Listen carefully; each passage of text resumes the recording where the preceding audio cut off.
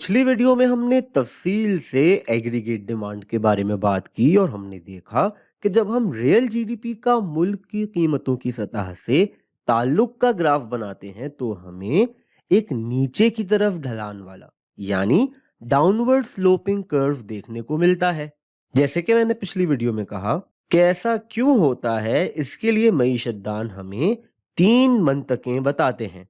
उनमें से पहली है दौलत का असर यानी वेल्थ अफेक्ट। अब अगर हम जीडीपी का हिसाब किताब याद करें तो हमने कहा था कि जीडीपी के 4 खातों में से एक होता है कंजम्पशन या खपत, और पहली मंतक का ताल्लुक कंजम्पशन से है, यानी मईशतदान लोगों की दौलत या वेल्थ को उनकी कंजम्पशन से जोड़ते हैं। इस मंतक में जो बात मईशतदान कहते हैं वो वैसे सुनने में बहुत गैर फितरी सी लगती है, क्योंकि यहाँ इस कर्व के अंदर हम सेट्रस पेरेबस कह रहे होते हैं,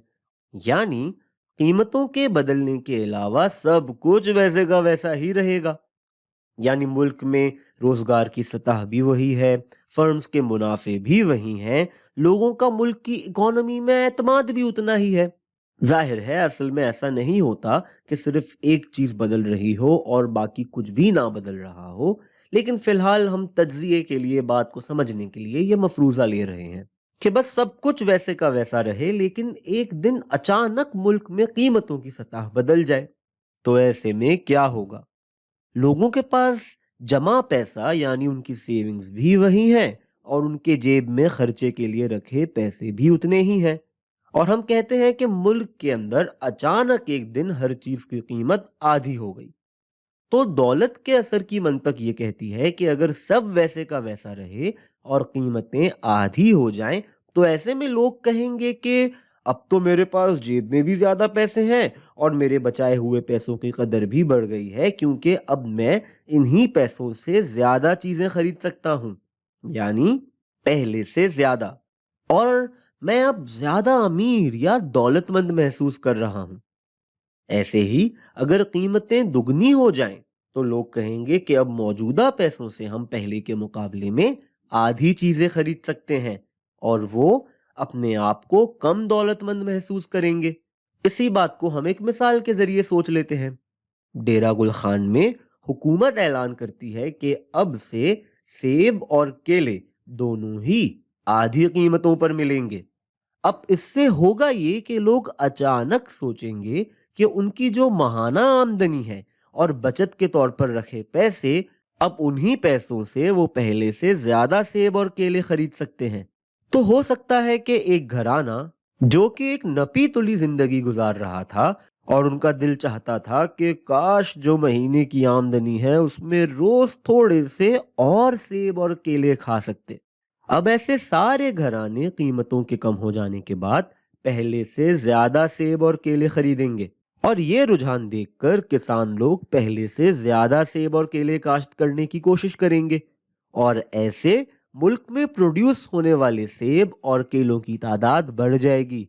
तो हम कहेंगे कि वो चक्कर जो कीमतों के कम होने से शुरू हुआ वो मुल्क के रियल जीडीपी के बढ़ने पर जाकर खत्म हुआ। ऐसे ही अगर हुकूमत कीमतों के दुगना होने का ऐलान कर देती, ऐसे में वो घराने जो हशाश बशाश हैं और दिल खोल कर रोज सेब और केले खाते हैं, कीमतों के बढ़ने के बाद महसूस करेंगे कि शायद उन्हें अब पहले से कम सेब और केले खाने चाहिए, क्योंकि कीमतों के बढ़ने के बाद अगर वो पहले जितने ही सेब और केले खाते रहें तो शायद उनके पास अपनी बचत जारी रखने के लिए कोई पैसे ही ना बचें। उन्हें अगर अपनी दौलत या वेल्थ बरकरार रखनी है तो किसी हद तक तो अपने खर्चों पर नजर रखनी पड़ेगी,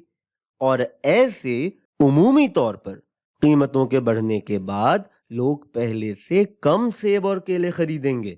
जब उनकी खरीदारी कम होती चली जाएगी तो मार्केट में ये सेब और केले अब वाफिर मिकदार में दस्तयाब होंगे। ऐसे किसान इसकी काश्त कम कर देंगे, और अब सेब और केलों की काश्त के कम हो जाने पर मुल्क की कुल पैदावार या टोटल प्रोडक्शन, जो कि असल में मुल्क का रियल जीडीपी है, वो कम हो जाएगी। तो यहां भी हमें कीमतों और पैदावार का उलट ताल्लुक दिखेगा।